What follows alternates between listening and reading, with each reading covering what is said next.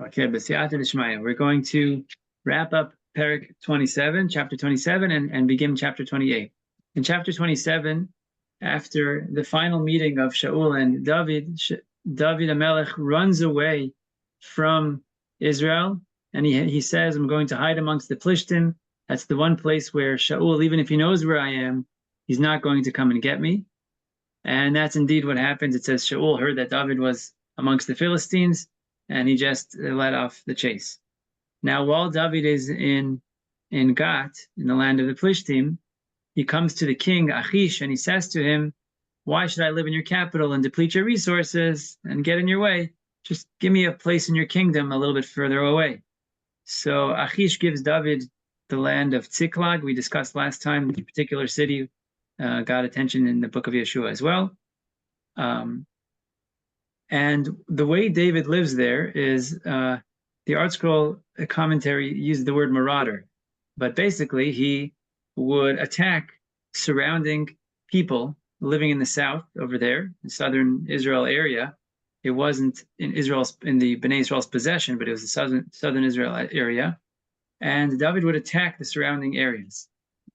Now, Achish, who did not live with David purposely distanced himself from him. The Philistine king thought that David was attacking the Philistine enemies, who are the Jews. Achish was sure that David had rebelled, that he no longer was a part of his people, and him and his 600 men had just defected, and now they're doing their own thing. And so when he would ask David what you're doing, David would answer ambiguously, I'm rallying against the south of Judah.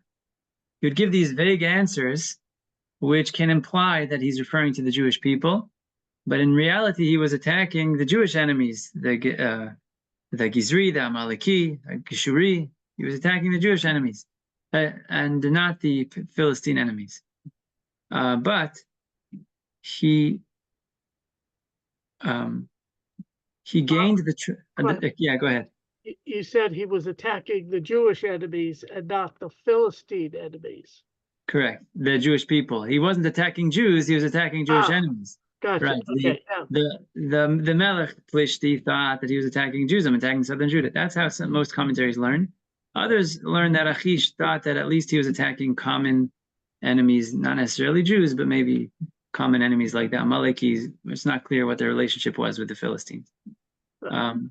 In any event, David quickly rises in the book of Achish, and he becomes extremely trusted by him, which brings us to the final verse of chapter 27. It says, "Vayamein Achish beDavid," and Achish trusted David, and he says, "Haveish Ivish be'amo Yisrael," he has come to abhor his nation Israel, and he will be my eternal servant. This is what Achish was sure of, that David's my servant. So now it's perfect timing. The timing is right. The King Saul is disturbed by emotional issues.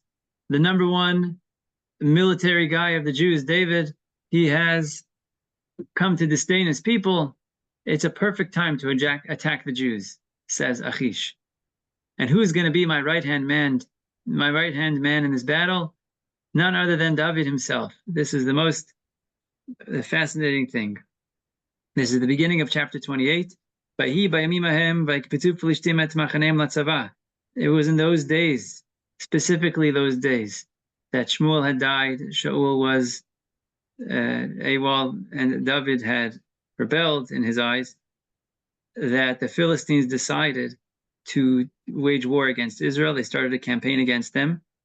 And Achish says to David, you know for sure you're going to be the one to go out with me to war, Atav Anashecha, you and your men. So David here is in a very tight spot. He's invited by Achish to join him to fight against his own brethren. Of course, he can't reject because he'll be killed on the spot. So listen to his answer. Vayom David el Achish, David responds, L'chein ata teda et asher yaseh avdecha. Oh, indeed, you will know what your servant will do. So again, we find David giving an ambiguous, vague answer, which could imply that he's going to help Achish. But in fact, what David had in mind was to to protect the Jews. So Achish says to David, Lachein, Shomer lo Rashi Simcha Kol Yamim. I'm going to make you my bodyguard forever. So again, this is a fascinating thing. Now one can ask, we understand that David could not outright deny Achish, but I would have thought that he could lie and just say, yeah, sure, I'll support you. Let's go get those Jews. David's life is in danger. Fine, you're secretly planning. David is secretly planning to defend the Jews.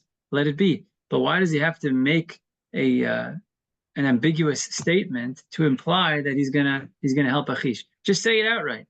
Just say, I'm gonna help you, and lie. Why was David avoiding lying? That's the question. Why avoid lying? You're allowed to lie if your life is in danger. David's life is in danger. So say whatever the king wants to hear. He wants to hear that you'll attack Jews. So say you'll attack the Jews. And in actuality, you won't attack them. Hear the question? Why was it necessary for David to use this double speak, which could imply that I'm going to help you, but really I'm going to defend the Jews? An early, I would say, an early development of intelligence.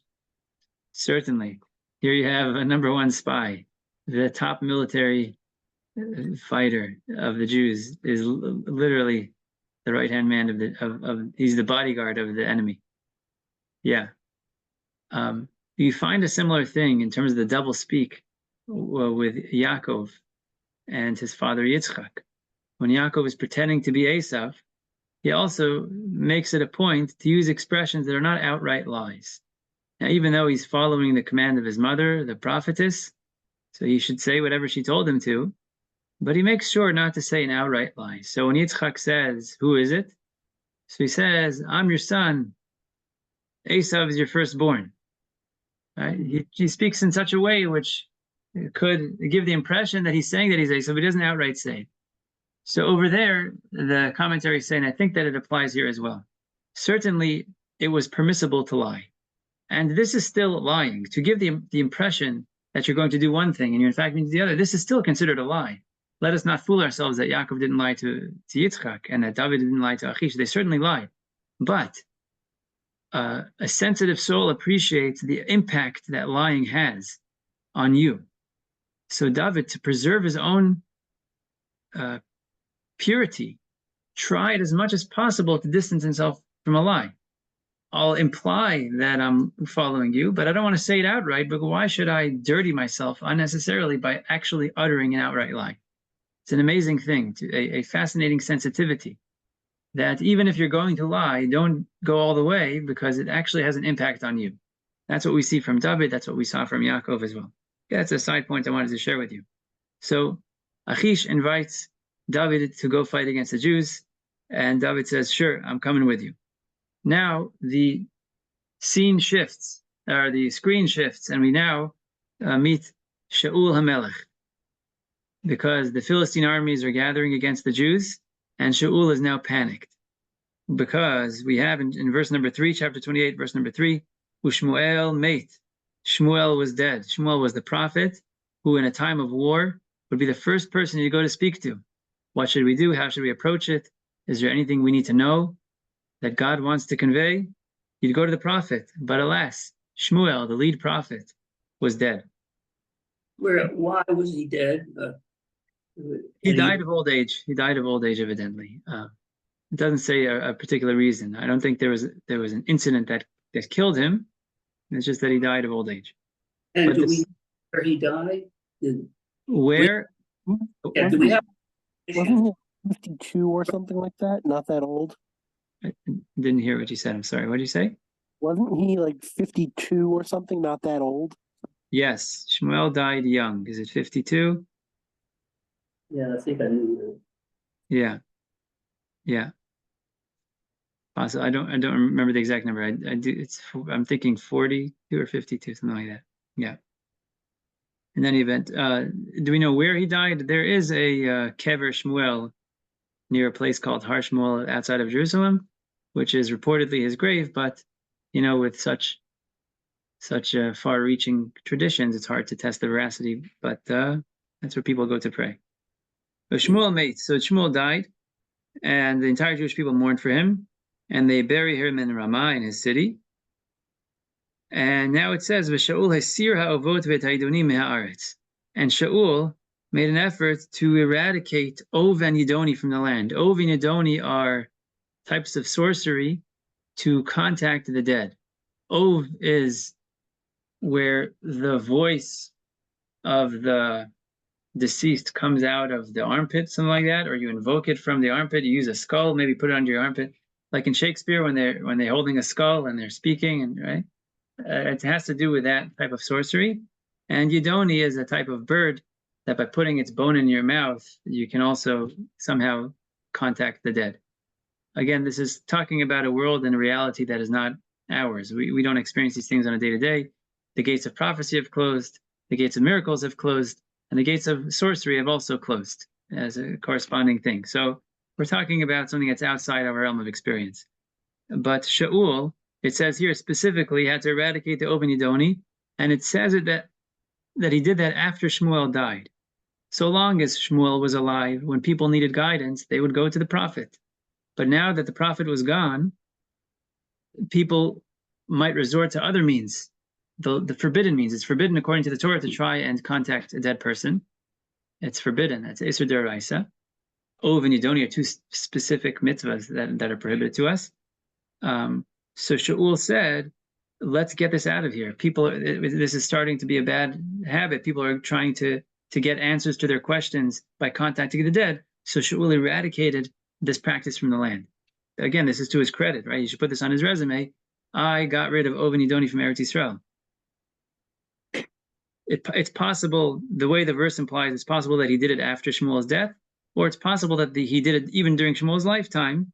He was a good king that eradicated sorcery from the land, but right now it becomes relevant because, as we'll see very tragically, Shaul is going to seek out a sorcerer, a necromancer, I think is the word, right? So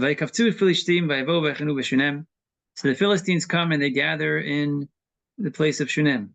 Shaul et Kol Yisrael. Shaul gathers the Jews, and they camp in Gilboa. Shaul sees the camp of the Philistines. Vayira vayecherad libo me'od. Verse number 5. And he became extremely terrified. He was very afraid, which is awful. Right? It's prohibition in war. You should not be afraid. We say anybody who's afraid should turn back from the front lines of war. And here you have the king who's supposed to be leading the entire Jewish people into war, and he's afraid. From here we see that the Shekhinah had left Shaul. That great man who was head and shoulders above everybody, he had lost his special stature, and the result of that is a feeling of fear and anxiety. Fear and anxiety come from a disconnect from God. When a person is connected to Hashem and has Hashem in his life, fear and anxiety are not relevant. And here Shaul, tragically, is feeling extremely terrified.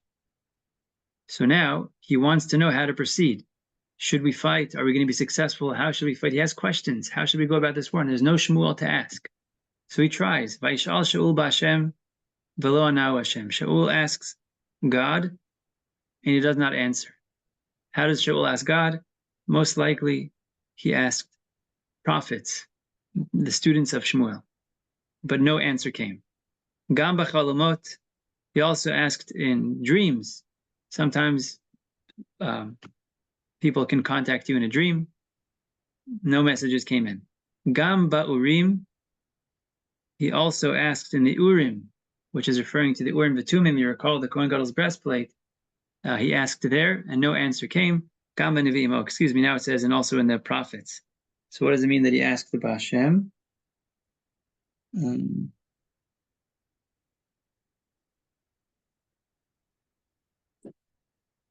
Maybe he just prayed.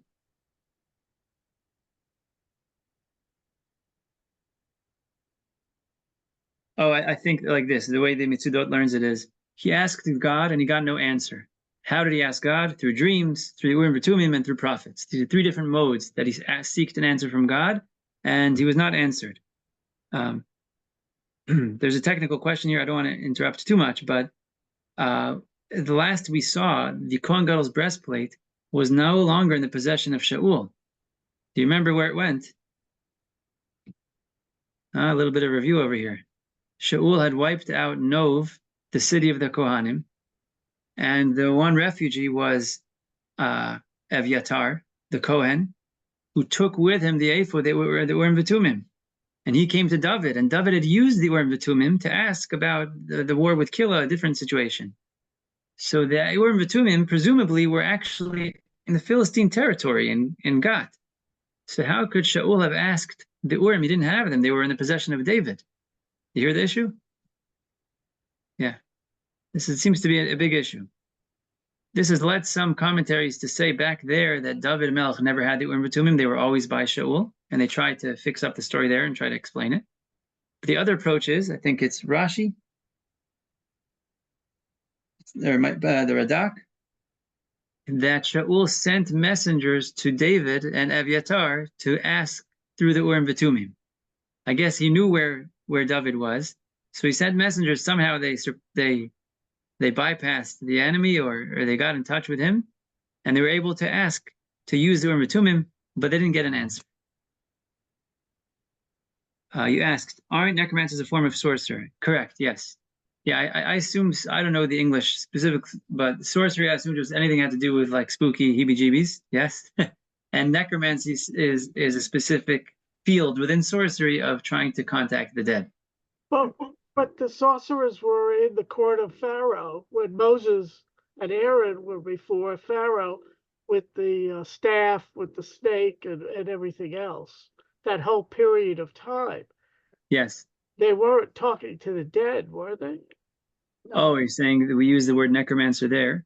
Yes. Those are magicians. I thought magicians. I thought they were magicians in the court of Pharaoh that could turn a rod into a snake. Yeah. The Hebrew word over here is going to be a Baalat Ov, a lady who practices over, is going to be the one who in the English they translate as a necromancer. Over there, the Hebrew is different. Over there, it's Khartoumim, and I forgot the other word for it. It's a different Hebrew word. That's a good point you're asking. Yeah. I wonder if the word by Paro maybe shouldn't be translated as necromancer, or maybe the English word is broader than I'm aware. Okay. Okay. In any event, so Shaul, after seeking the holy route of getting answers, he says to his slaves, Bikshuli eshit ba'alat ov. Please find me a sorcering lady. Seek out a woman who practices ov, so she can contact the dead. Which person does he want to contact specifically? He wants to contact Shmuel, his mentor, the one who anointed him, the one who guided him throughout his whole life. He says, I need Shmuel. Find me a Ba'alat Ov. So this is shocking. This is a prohibition of the Torah. It's an Isur D'Oraita, a Torah prohibition to seek out and contact the dead, and specifically through the means of Ov. Probably two D'Oraisas happening here. And he's doing it. The Midrash compares it to a king who arrives in a city and he says, kill all of the chickens. No hens, no roosters, nothing. Then he wants to leave. And he says, does anybody have a rooster I can use as an alarm clock? And I say, sorry, you killed them all. What do you want from us? So here he eradicates Ov and Idoni from the land. And he says, hey, I need to find out about Ov. Can you please find me an Ov and Idoni? I need somebody to contact Shmuel through. So this is, again, another snapshot of the tragedy of Shaul's downfall. So he says, please find me this lady, and they find one in a place called Ein Dor. Vayitchapes Shaul. So Shaul is not going to come dressed as the king. He wears a costume, Vayitchapes.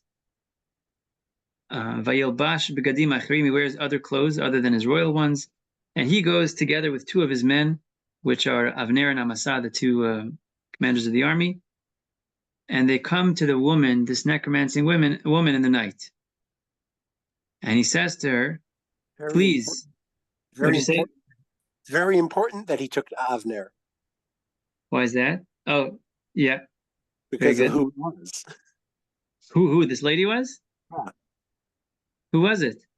I think I don't remember. It's Medrash where the Gemara says it was Avner's mother. Oh, amazing! I didn't see that in my studying this. Thank you. Avner's mother. How interesting! Wow, his own right-hand man. That's how Avner knew how to find her when Shaul thought that he had killed all of them. Oh, interesting. I'll have to find the source. Okay, I don't see it here, just glancing. That's fascinating. It's interesting that he asks for a woman who practices necromancy.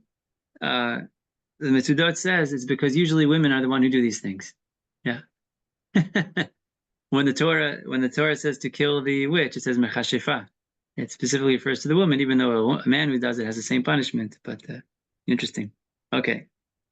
So they come to this lady in the night, and he says, I want you to raise up whoever I ask you to. Do your thing and raise up whoever I ask you to.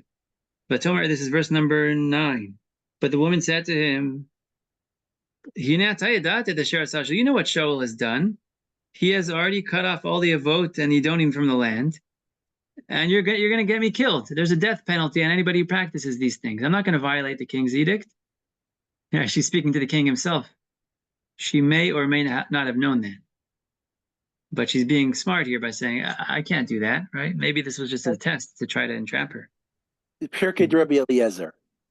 Thank you very much. Thank you. That's an amazing gem. That this lady was actually the mother of Avner. Nice. Vayishavala Shaul b'Hashem lamor. Shaul swore in the name of God. Chai Hashem. As God lives, imikrei chavon b'davar hazeh. This is not considered a sin for you.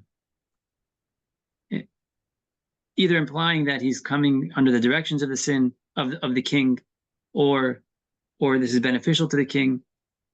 The question here is, what was Shaul doing? Why would he dare perform a violation of the Torah? So the commentaries are together in saying that he felt that this was a situation of pikuach nefesh, of a life-threatening situation, in which case you're allowed to violate certain prohibitions of the Torah to save life. And here the Jewish people are about to go to war or to face war, and you need a direction. So either it's a question of pikuach nefesh, or you can call it a hora'at sha'ah. The king or the Sanhedrin have the ability to issue like a temporary override of a Torah commandment. So in this case, as the king, he issued a temporary override because he felt it was necessary for the preservation of the Jewish people. And that's what he was doing here. However, in the book of Chronicles and Divrei Hayamim, when it talks about Shaul losing the kingship and dying, it says that he died because he did not seek out God. When he needed help, he didn't seek out God, he went to the necromancers.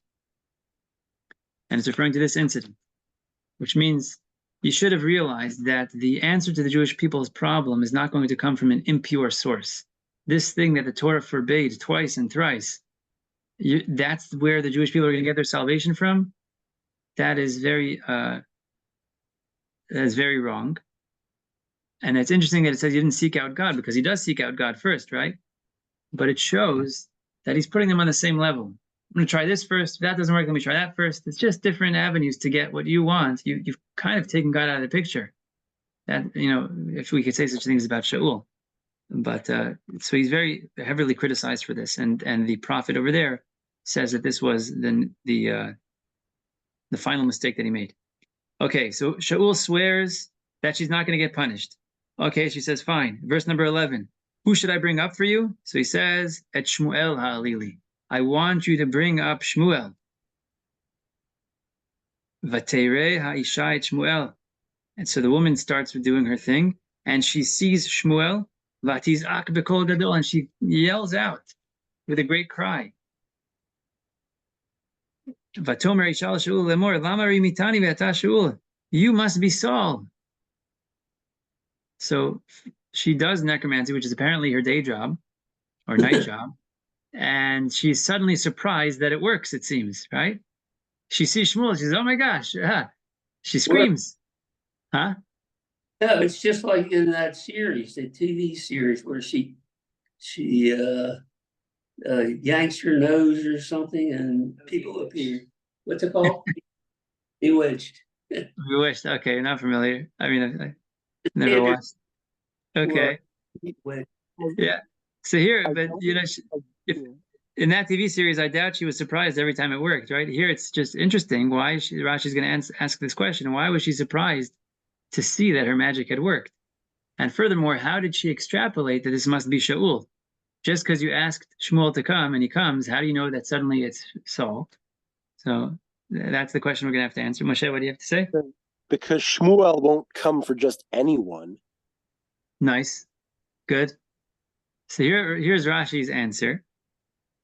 Rashi says that apparently whenever you practice necromancy, the image of the deceased appears, but upside down.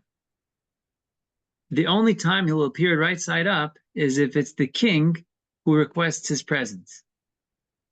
So this time she sees Shmuel and she sees him right side up. So she screams because she realizes I'm standing next to the king. He's the one who's asking permission. Okay, so you have to have at least elementary knowledge of necromancy to appreciate these psukim, according to Rashi.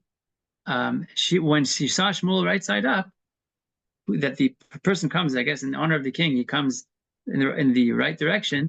Then she realized it was the king that was requesting, and that's why she screamed. There's a whole nother approach in the Rishonim. The Rambam holds that it's all a joke. There's no such thing as sorcery that really works. It never worked. Even those things described in the Torah never worked. It was all just achizat einaim. It was just sleight of hand and trickery. And here too, it was just sleight of hand and trickery. And that's the Rambam's approach. I would like to. What I want to present to you is Rav Saadia Gaon's approach, I think, is most satisfying. He agrees with the Rambam that it's usually trickery. In this case, that's exactly why she screamed, because suddenly he actually came, and she said, "Oh my God!" Like she had never seen this before. So she actually screamed because usually she's just faking it. But in this case, he actually came because God intervened and brought Shmuel. According to the Rambam, the whole thing was a farce, and she was screaming. It was part of an act. She knew that this was troll the whole time. She just had to do like some show. She screams, "Oh my gosh, it's you!" And she proceeds to give him advice, which she realizes, like everybody kind of knows where this is headed, and it's all just fake. However, the majority of the Rishonim learn that the things are as they are said. Here and in other places, that the powers of sorcery are real. They're not in our experience. Again, in our world, after prophecy and miracles have closed, so too the access to that entire world, good and bad, is closed. And we're reading here about something that's outside of our realm of experience. And so Rashi is living in that world, and he's saying that usually the person comes upside down. This time he came right side up, and that's how she knew that it was the king. Okay, that's a little bit of a tidbit here. Okay, I just summarized the Radak, who summarizes the three approaches to what happened here. So the king says to her, she screams, he says, don't be afraid. What did you see? Again, the way it works is the necromancer herself is able to see, but not hear. And the one who summoned the dead person is able to hear, but not see. So Shaul, who can hear Shmuel, he says to her, what did you see? So she says, I saw Elohim, Ra'iti Olim min haaretz. I saw godlike people or powerful people coming up from the land. And he says to her, what does he look like? He looks like an old man, and he's wrapped in a cloak. And Shaul knew that this was Shmuel, and he bowed on his face in honor of Shmuel.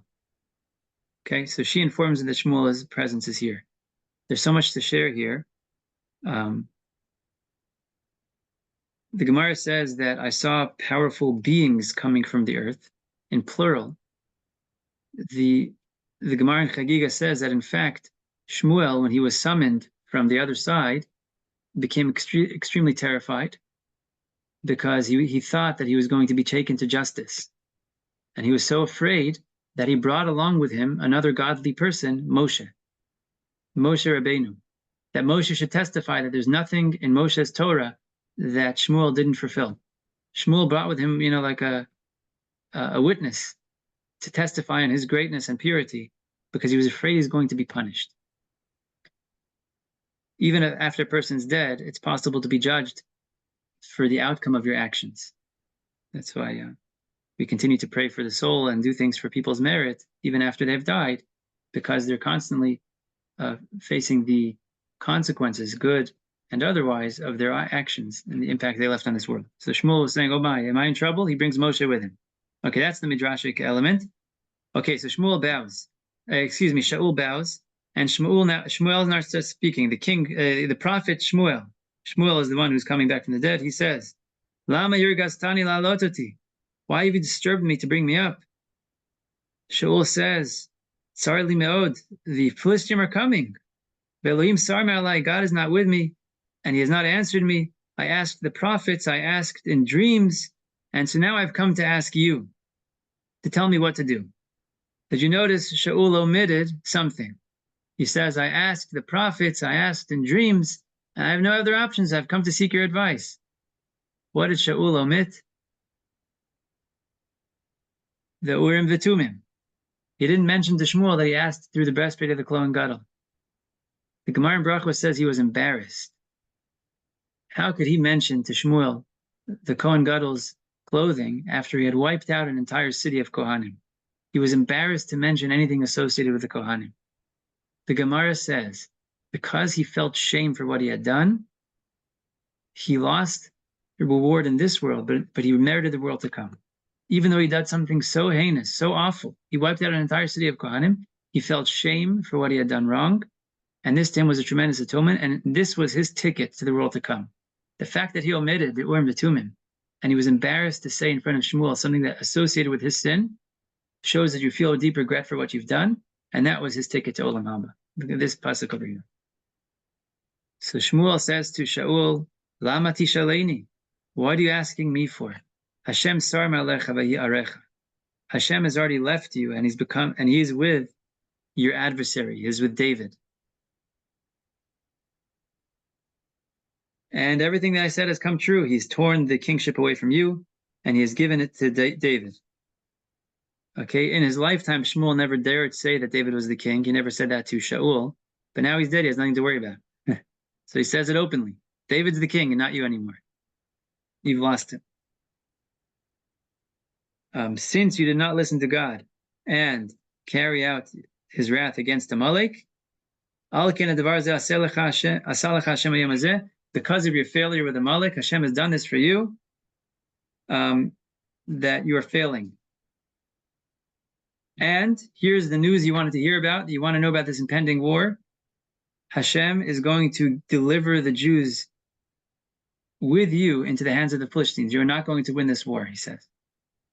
Umachar, and tomorrow, ata uvanecha imi, you and your sons will be with me. And the Jews will lose the war. What he said was, you listen to the words, he said, tomorrow you're going to die. Shmuel said to Shaul, tomorrow you're going to die. That's indeed what happened.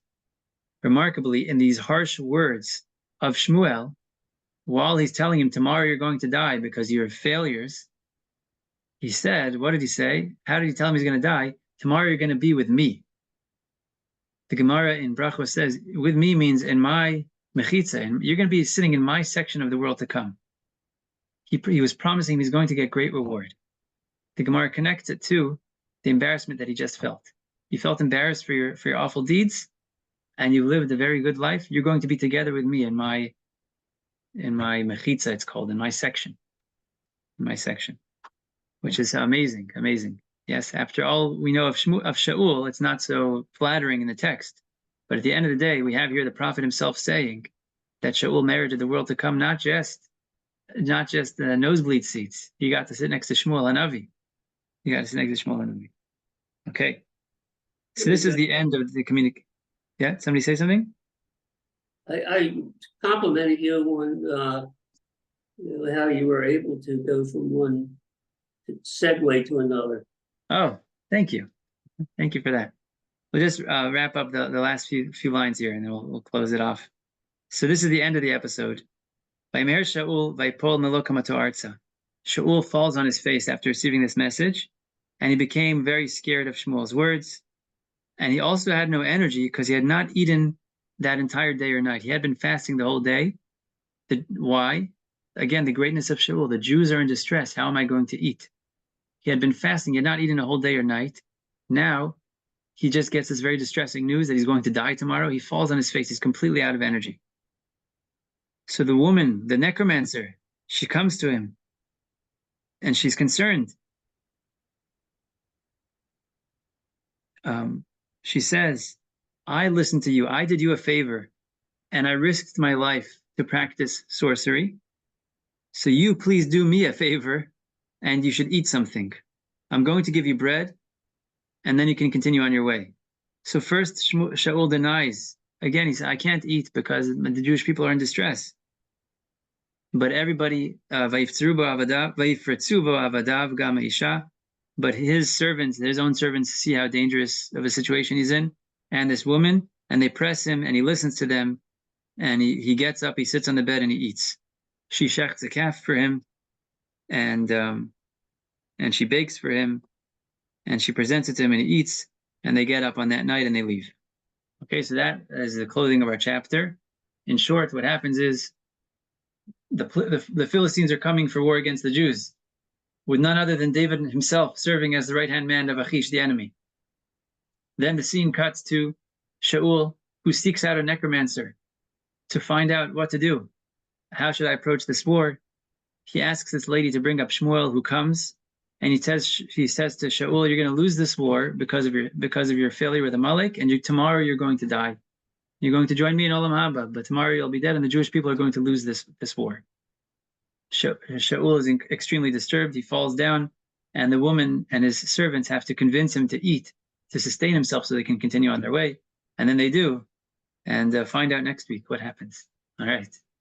Oh, actually, next week we will not be meeting because of the holiday of Shavuot. Right? It's going to be Tuesday, Wednesday, right? Wednesday, Thursday. So, God willing, we'll pick up in 2 weeks. Okay? Yeshua, it's a pleasure learning with you all. Pleasure. All the best. Oh, hard. Good night, Mr. Walford. I'll see you.